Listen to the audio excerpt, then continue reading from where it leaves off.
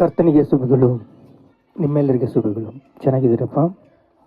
ನೋಡ್ರಿ, 55ನೇ ಕೀರ್ತನೆ 1ನೇದಲ್ಲಿ ಒಂದು ವಚನದಲ್ಲಿ, ದೇವರು ನಿನ್ನ ನಾಮ ಮಹತ್ವನಿಂದ ನನ್ನನ್ನು ರಕ್ಷಿಸು. ದೇವರೇ, ನಿನ್ನ ನಾಮದ ಮಹತ್ವನಿಂದ ನನ್ನನ್ನು ರಕ್ಷಿಸು. ರಕ್ಷಣೆ ಬೇಕಾ? ನೀತಿವಂತರಾಗಿ ಜೀವಿಸ್ರಿ.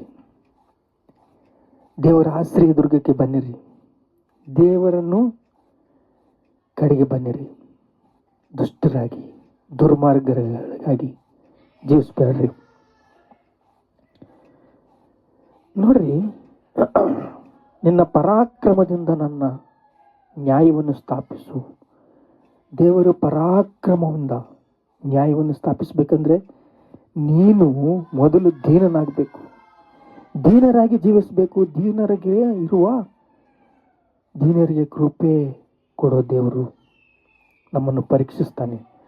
ನೀನು ದೀನನಾಗಿದ್ದೀಯಾ? ಗರ್ವಿಷ್ಠನಾಗಿದ್ದೀಯಾ? ನೀನು ಒಳ್ಳೆಯವನ ಕೆಟ್ಟವನ? ನಿನಗೆ ಆಶೀರ್ವಾದ ಬೇಕಾ? ಶಾಪ ಬೇಕಾ? ದಿನವೂ ಪರೀಕ್ಷಿಸ್ತಾನೆ ದೇವರು ನಮ್ಮನ್ನು. ನೀತಿಗೆ ಬಾಯಾರಿದವರು ಧನ್ಯರು, ಅವರಿಗೆ ತೃಪ್ತಿಯಾಗುವರು. ದುಃಖ ಪಡುವರು ಧನ್ಯರು, ಪರಲೋಕ ರಾಜ್ಯವು ಅವರದು. ಯೇಸು ಪರ್ವತದ ಮೇಲೆ ಮಾಡಿದ ಪ್ರಸಂಗವು ಎಷ್ಟು ಆಶೀರ್ವಾದ ನಮಗೆ ಕೊಡುತ್ತೆ ನೋಡ್ರಿ. ಇವೆಲ್ಲ ಗರ್ವಿಷ್ಠರಿಗೆ ಅವರು ನಮ್ಮನ್ನು ಹೇಳನೆ ಮಾಡ್ತಾರೆ. ಯಾರಿಗೆ? ವಿನಯ ಬಾರೋದರಿಗೆ, ನೀತಿವಂತರಿಗೆ. ನೀನು ದೇವರ ಹತ್ರ ಕರೆಯಲ್ಪಟ್ಟಿಯ? ದೇವರು ನೀನು ಕರೆದಿದ್ದಾರ? ಮಾರು ಮನಸ್ಸು ಒಂದು ತಮ್ಮ. ಕೆಟ್ಟವ್ರ ಚಾಳಿಗೆ ಹೋಗಬೇಡ, ನೀತಿವಂತನಾಗಿ ಜೀವಿಸು ಅಂತ ನಮ್ಮ ತಂದೆ ತಾಯಿಯವರು ಹೇಳ್ತಾರೆ. ಆದರೆ ದೇವರು ನಿಮ್ಮನ್ನು ಕರೆದಾಗ ನೀನು ಆಶೀರ್ವಾದ ಹೊಂದುವಂತೀಯ. ದೇವರ ಸಂಕಲ್ಪದಲ್ಲಿ ಕರೆಯಲ್ಪಟ್ಟವರಿಗೆ ಧಾರಾಳವಾಗಿ ಕೃಪೆಯು ಕೊಡುವ యేసಯ್ಯ.